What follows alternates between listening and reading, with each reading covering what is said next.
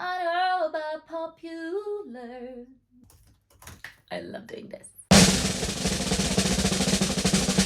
I've attempted to choose 5 must-see shows in London. If you are visiting and trying to decide what to watch, it can be overwhelming. There are so many shows in London, and trust me, all of them are pretty good. This is why this task is super hard. But when I was choosing these shows, I was thinking, what are the shows that no matter what time you see this video, you still might have a chance to see it, because they're long-running standards, and I have 5, but full disclosure, there are so many more shows that I love in London, and I think it just requires a whole new video. But let's dive in. I'm gonna lure you in with a familiar name, and that is Harry Potter. I'm sure you're familiar with the world of this wizard. About 7 years ago, the new play came out, and it's called Harry Potter and the Cursed Child.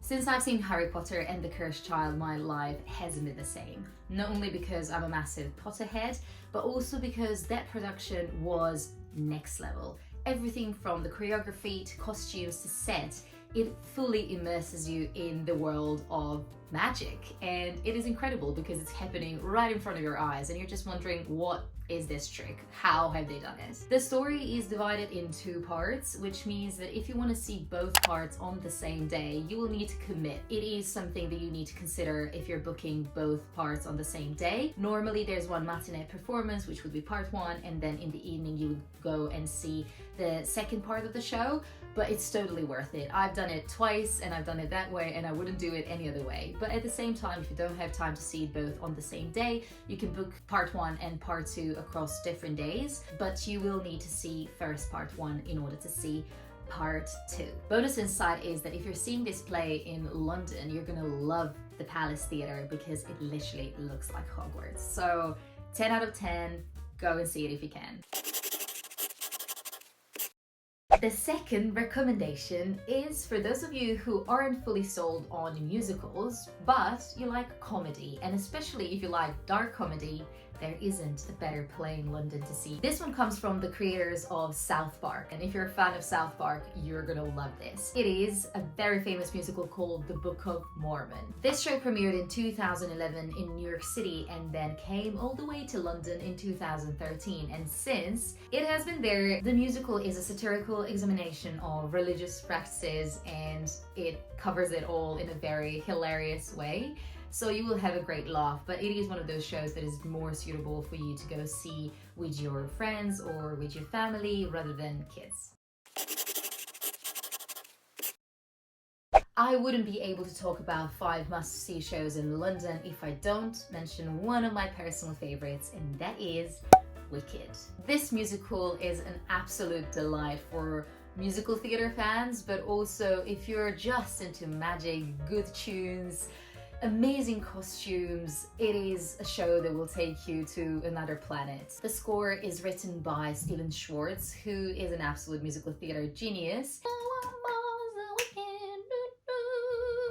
And the story is based loosely on the novel The Wonderful Wizard of Oz, and it follows 2 witches, Elphaba, the Wicked Witch of the West, and Glinda, the Good Witch. And this is a story about friendship between these 2 wonderful characters. The show is suitable for all age groups. Everyone is guaranteed to have a good fun. Wicked premiered in 2003, and this heartwarming story about friendship is one of the all-time favorites in London.